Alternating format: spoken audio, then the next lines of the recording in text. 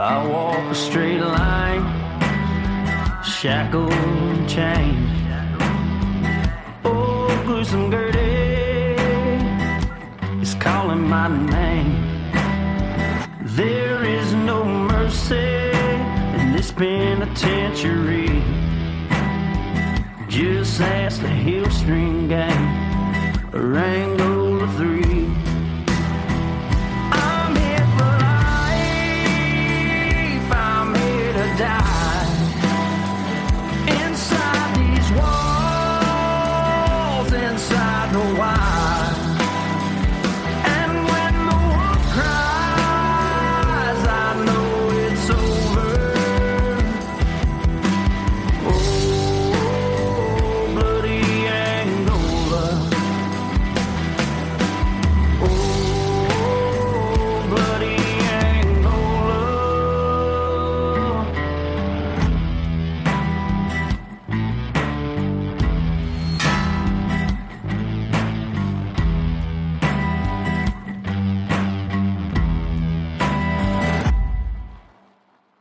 Hey everyone, welcome back to Bloody Angola, and I am back with another episode of 50 Shades of Evil. Last week I dropped the inaugural episode and I brought you to Texas. I told you everything there was to know about Billy Joel Tracy, from his upbringing to his crimes to the convictions that followed. Thank you to everyone that listened and shared. A ton of response regarding that first episode in this series. And today I am continuing as I bring you to Florida and the story of Wayne C. Doty, who in 1996 was sentenced to life in prison for the first-degree murder of Harvey Horne II, a night watchman that he shot during a drug-related robbery in Plant City, Florida. Then, in 2011, while serving a life sentence for that murder at Florida State Prison, Doty and an accomplice, another very dangerous guy by the name of William Wells,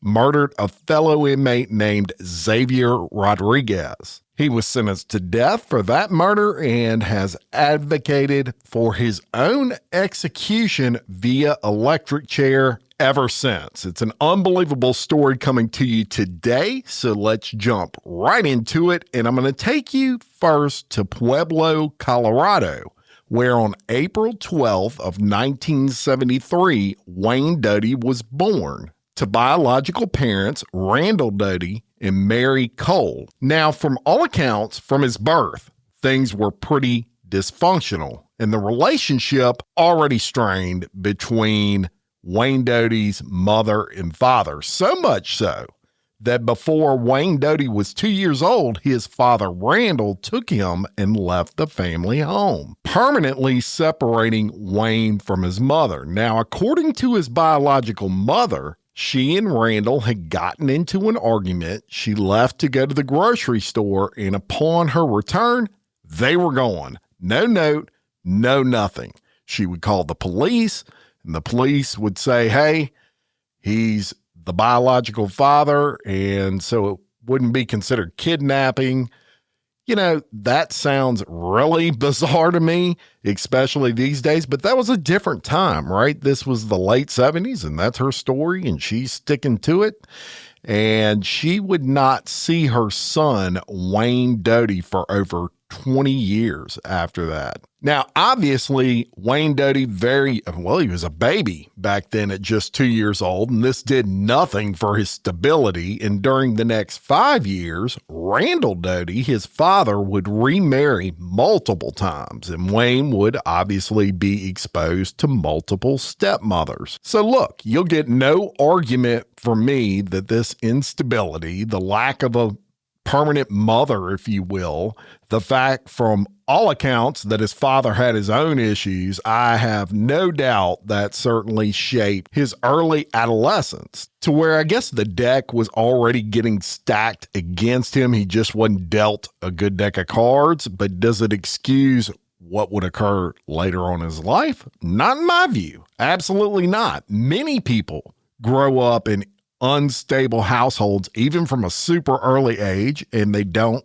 kill people. That's just the facts. But it certainly is not a deck of cards that you would want to get dealt. So by the time Wayne was 7, things would escalate even more as it relates to his home life. There were reports of severe domestic violence. Several stepmothers would testify in Wayne's initial trial that we'll get to later, and they would state that his father, Randall, would not only physically abuse them, but would physically abuse Wayne as well. One of his stepmothers, by the name of Ann Hurdle, would state that Randall's abuse was so severe that it would interfere with Wayne Doty's daily life, such as going to school. He would have bruises from these beatings that he would get, and he wouldn't be able to go to school because guess what? If they see you with a black eye or with, a broken arm or something like that, what are they going to do? They're going to ask questions. So he would have to stay home from school. That would affect his education. And all of this was prior to the age of 10 years old. The abuse would then intensify further between the years of 1983 and 1986 when Wayne was just 10 to 13 years old. Wayne would then start skipping school, hanging with the wrong crowds. His dad didn't appear to give a shit. You could see this kid was already starting to unravel very early in his life. So what do you think would happen at that point? Well, by the time he hit his teenage years, you're probably already thinking he's going to start drinking. He's going to start abusing drugs. That's exactly what happened. And around the age of 17, he actually has had enough. He comes home one day, he sees his father beating the shit out of his stepmother. He was quoted later on as saying if he would have had a gun at that time, he would have killed his dad. And he knew that, and he said it kind of freaked him out. So he just left. And they were living in Florida at the time. So he leaves, moves in with a friend, and that is where things would really start kind of falling off the rails for Wayne Doty. So before we get into that, I'm going to tell you about a resident of Plant City, Florida by the name of Harvey Horne. And Harvey Horne was born in 1959, and he grew up in the Plant City area. Now, his parents were blue-collar people, hard workers. They raised him to work hard, and his family had deep roots in the Plant City, Florida area. So he would grow up to be a welder, and he would focus on a high-paying trade to make his way in life. From all accounts, and as a matter of fact, from his own son, his son had said he prioritized his role as a father, took it very seriously, and he would go about life, in a blue-collar type of way, until he would cross paths with Wayne Doty. So I'm going to take you back to early April of 1996. At this time, Harvey was 37 years old, and he was working for a company called Hardy Manufacturing Company. They manufactured agricultural equipment in Plant City, Florida. He was also a night watchman for this company, and he was a foreman as a welder for them as well. And the night watchman gig worked out well for Harvey Horne because one of the perks, if you will, of being a night watchman was that the company allowed him to live on the property in a modest mobile home trailer. In exchange for that, they got night security, and that's pretty common in industrial areas all over the country. You'll have somebody that maybe lives on the property and helps with securing the facility. So Wayne Doty, and I'm going to give you his perspective on the relationship. They worked together at the facility, and Harvey was his foreman. Now, according to Wayne, they would do drugs together often, and Doty said that Harvey sold crystal meth as kind of a sideline gig, as well as Wayne Doty. Now, this sideline gig brought Doty to Horne's house one night in April of 1996. And again, I want to say this is Wayne Doty's story. He claimed that he went over there to do a drug deal. The deal went awry and a fight broke out. Now, Doty claimed he was only carrying a handgun that night in order to trade it for drugs, because after all this went down, it's the first thing the police asked him. Well, if you didn't go over there to kill the guy, why did you have a gun? He claimed that the gun was a trade for drugs. During this drug deal, a fight breaks out. He said he pulled a pistol and he shoots Horne to death with it. As a matter of fact, he pumped 5 bullets into the skull of Harvey Horne. So the next morning, April 21st of 1996, co-workers arrive at the Hardy manufacturing facility. And it's not long before they get kind of concerned, because Horne would not answer his phone. He's typically there in the mornings when everybody arrives at that front gate, and he wasn't there. And people knew something is wrong. This was not his typical behavior. So they go over to that trailer, and then they discover the body of Harvey Horne. And it was in just horrendous shape, right? They call the Plant City Police Department and they tell them about this. It's about 8 a.m. in the morning. They report it. The police arrive, and the first thing they notice is forced entry. It looked to them like his door was kicked in, which makes it kind of questionable as to were they really doing a drug deal. The whole trailer was also ransacked. Drawers were pulled out, bullet casings scattered everywhere. It was clear that this was a robbery gone wrong in the police view. So they start an investigation, and it would not take long for them to get their man, primarily because Wayne Doty could not keep his freaking mouth shut. By the very next day, tips start pouring into police. The Wayne Doty was actually bragging about this along his drug circles. He just couldn't keep his mouth shut. Not only was he bragging about his role in the murder, but he also had an accomplice, a guy by the name of Brian Lewandowski, who was 17 years old at this time. And according to all accounts, he had stood guard outside the trailer during this murder. Now, incidentally, Doty was 23 years old when this murder took place. So police arrest both Wayne Doty and Brian Lewandowski, and they bring them to the station. And of course, what do you think Wayne Doty does? He denies everything to police. And so police start investigating. They start building a case. Of course, they get ballistic matches from the bullet casings to match it to the actual handgun. Witness statements were taken. Now, there weren't any eyewitnesses, but character witnesses, if you will. Fingerprints were recovered, all kinds of things. They bring all this to Wayne Doty and they say, look, we know you freaking did this. We've got all this evidence. And eventually he would confess to police that he had committed the crime. Now, there are trials for these two individuals. And in those trials, Wayne Doty is found guilty of murder. And he does get sentenced to life in prison.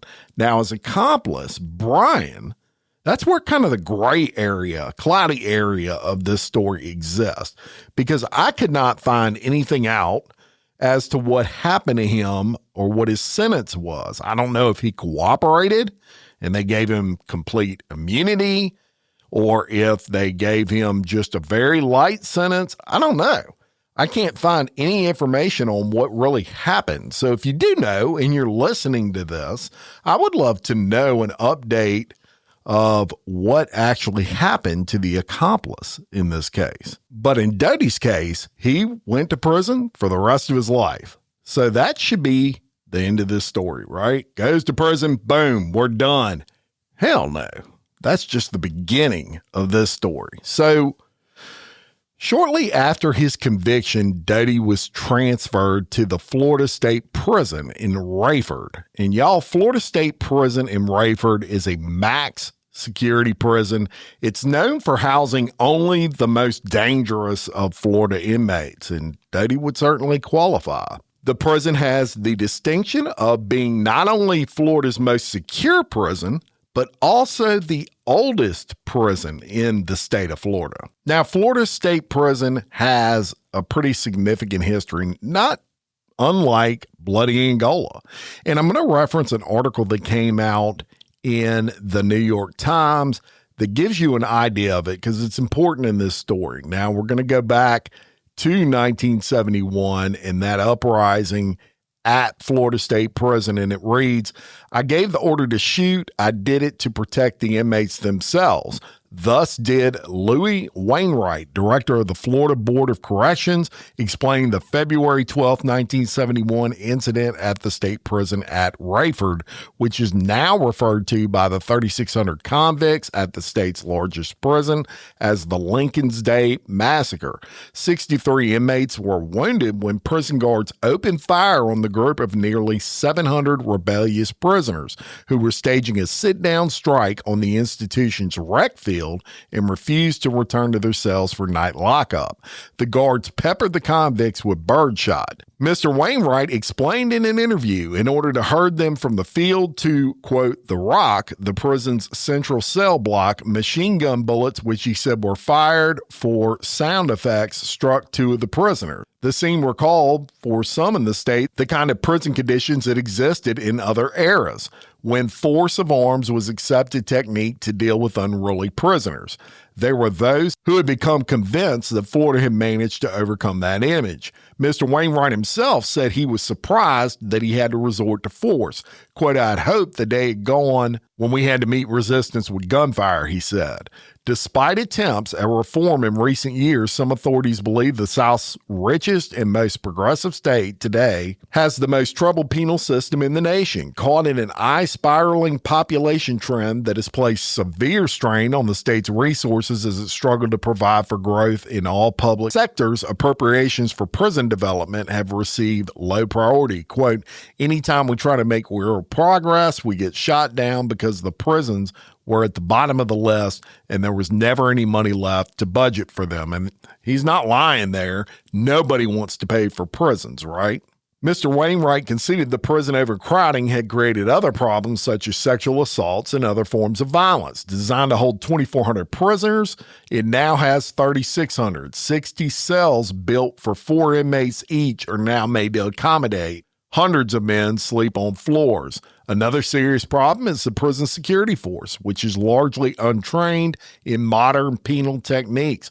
Prison guards receive a starting salary of $464 a month. Unbelievable. And last year alone, there was a 40% turnover. So that's just a little look at what Wayne Doty was dealing with and where he was going to spend the rest of his life. Now, initially, Doty was housed in general population on what is known as the K-Wing inside of the prison, which one of the benefits of being in the K-Wing was that Doty's movements were not restricted or as restricted as those on the lockdown wings.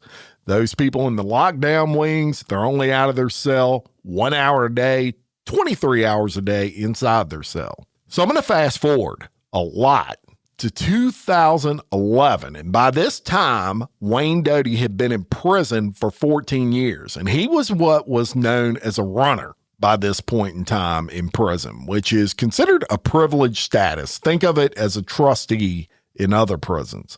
His responsibilities would include distributing and picking up meal trays from the inmates, cleaning common areas of the prison, running errands for prison staff throughout the prison, and by most accounts, officials inside the prison said he was a very good worker. It was, of course, inside this prison that he would cross paths with an inmate by the name of Xavier Rodriguez. Now, a little bit about Xavier.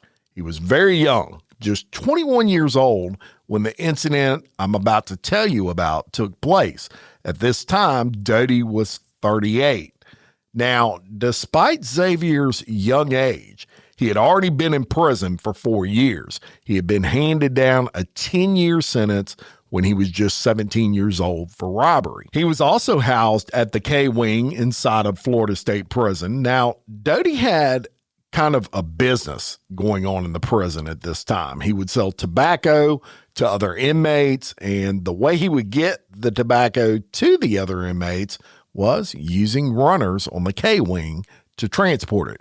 They would go down the cell block with that food tray like you see on the TV, right, when you're watching movies, and he would put some of this tobacco on there and they would deliver it. Xavier was one of those runners that would deliver this tobacco. So in April of 2011, Doty had Xavier run this tobacco to another area of the unit, and rather than deliver the product, Xavier kept it and he sells it to someone else. And that's a big deal inside a prison. And regardless of whether it's right or wrong, there has to be a response to that, or you're going to be seen basically as a punk, and everybody's going to start stealing your shit. Everybody is going to start taking advantage of you. Doty, being a vet in that prison, right? He is an actual convict, rather, in the prison. And there's a difference between inmates and convicts. Convicts just want to do their time, right? So Doty learns of this, and for 2 weeks, he plans a retaliation against Xavier. And Xavier was young. He probably didn't realize yet how serious this was. So Doty, he enlists the help of another inmate, a guy by the name of William Wells. Now, Wells, probably the second most dangerous inmate in the state of Florida, and he is actually infamously known as the Monster of Mayport. In 2003, this guy killed 6 people in one family. I almost did this episode on him. I may still do an episode on this guy, but regardless of that, Wayne Doty enlists Wells to be a lookout for this plan. He then takes some tobacco and he trades that tobacco for a shank sharpened down from a piece of scrap metal. And you know what he's going to do with that? He takes that shank and he hides it in the AC ductwork of the 3rd floor interview room. And before we go any further, let me say this. Tobacco in prison is like freaking $100. It's like the most expensive thing you could trade in prison. So he had a good thing going, and he felt like this inmate, Xavier, was stepping all over it. So he's continuing on with his plan. He starts noting when the guards were coming and going from that particular 3rd floor wing, and he really planned this thing out to the most minute of details. He and Wells would then approach Xavier. This is on May 17th of 2011. And they would tell him that they want to play a game of Coast Guard handcuffs. Now, y'all may wonder, what is Coast Guard handcuffs? This is a game that convicts play where basically a bet is placed that you can't get out of bindings tied behind your back. Usually they'll take like old t-shirts or something, and you've got to get out of them. Doty tells Xavier if he can get out of the bindings that Doty would give him $100 in tobacco, and Xavier agrees. How he couldn't see this coming after he stole this man's shit, I have no idea, but he agrees to play this game, and Doty and Wells tell Xavier, we're going to do this in the 3rd floor interview room, which is obviously where Doty had hid that shank. And once inside of that interview room, Wells positions himself against the door. So he's basically blocking that door so no one can go in or out. And this is a very cramped 3rd floor interview room, right? Very small space, dimly lit. There's nothing in there but a table. So with the door secured by Wells, Doty moves in behind Rodriguez, and he just puts him in what's known as a rear naked choke, choking him from behind. The choke lasts about a minute, and Doty said within seconds that Xavier starts pissing himself, which is obviously a sign you're in a bind, you can't breathe. Eventually, Rodriguez would go unconscious and Doty would just drop him into the floor.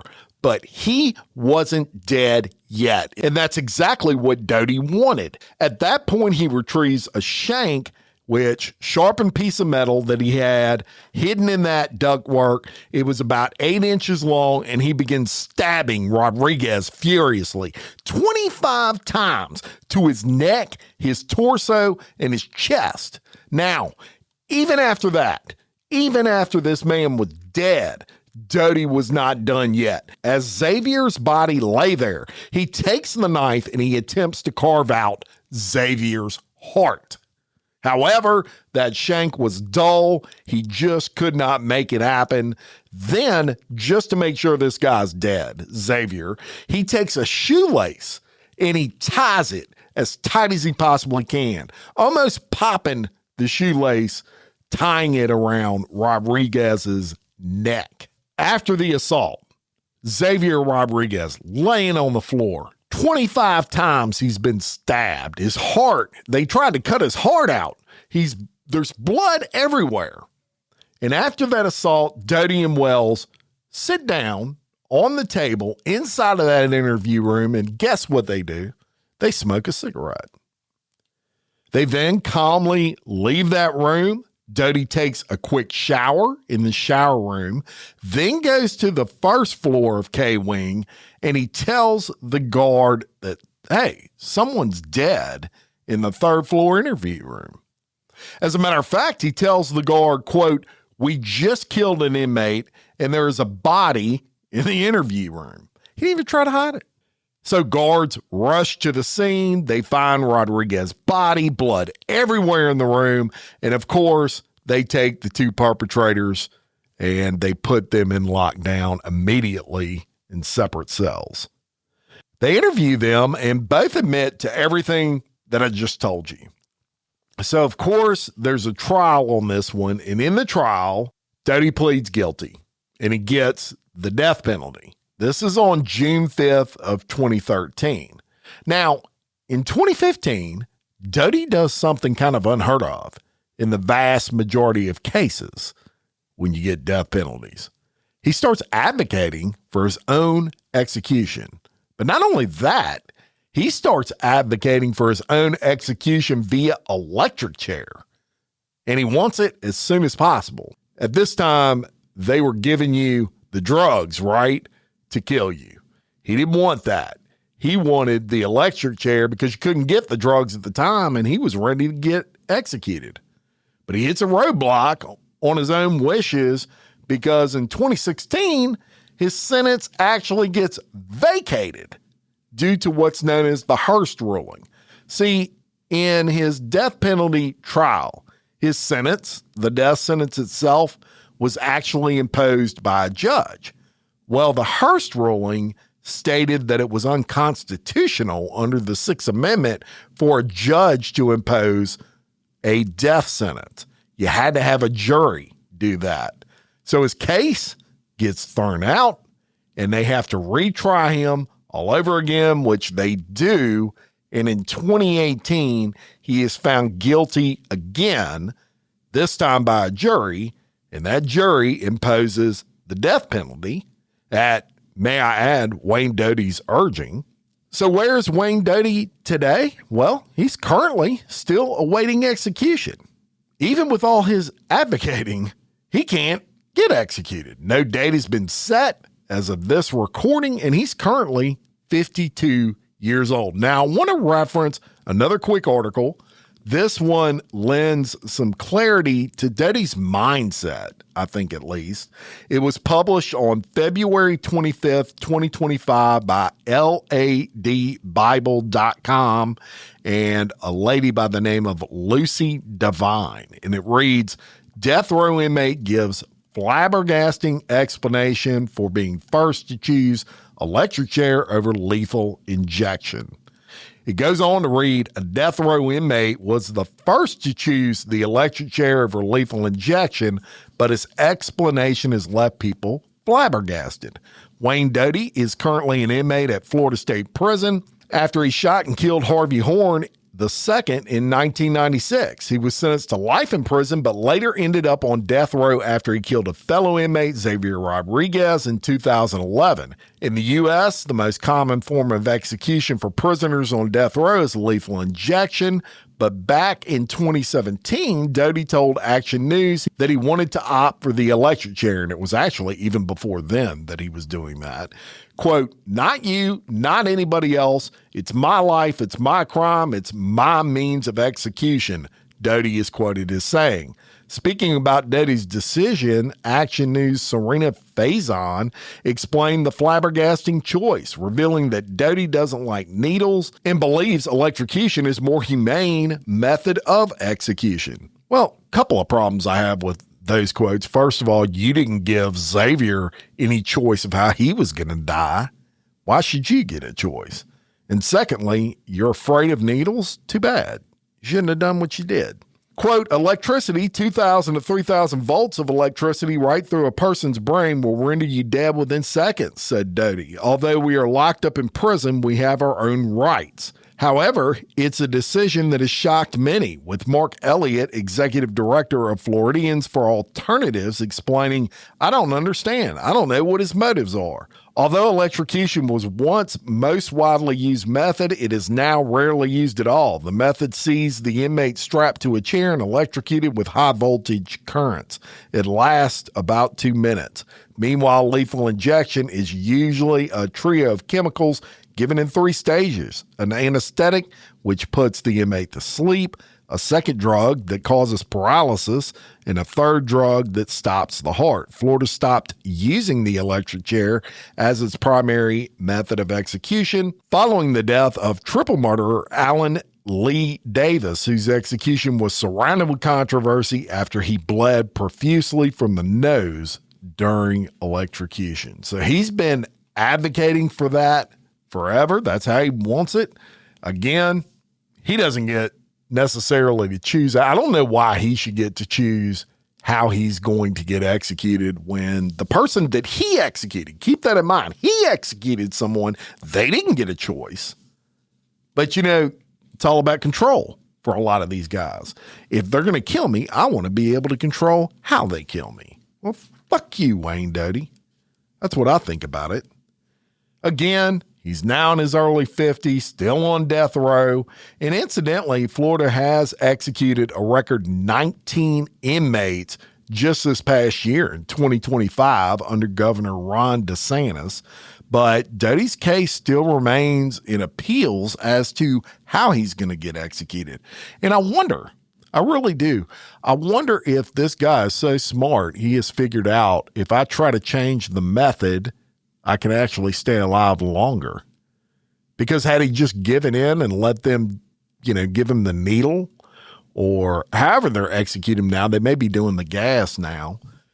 But if he would have given in and just let them do that, I wonder if he would have already been executed. He may be smarter than people think, and this all may be just a ploy, but that's something for all of us to wonder. Only he knows for sure. Thank you so much for listening. I'll be back next week with another episode of Bloody Angola in this special series, 50 Shades of Evil. Where will I be going? You'll find out soon. And until next time, I'm Jim Chapman with Bloody Angola. Peace.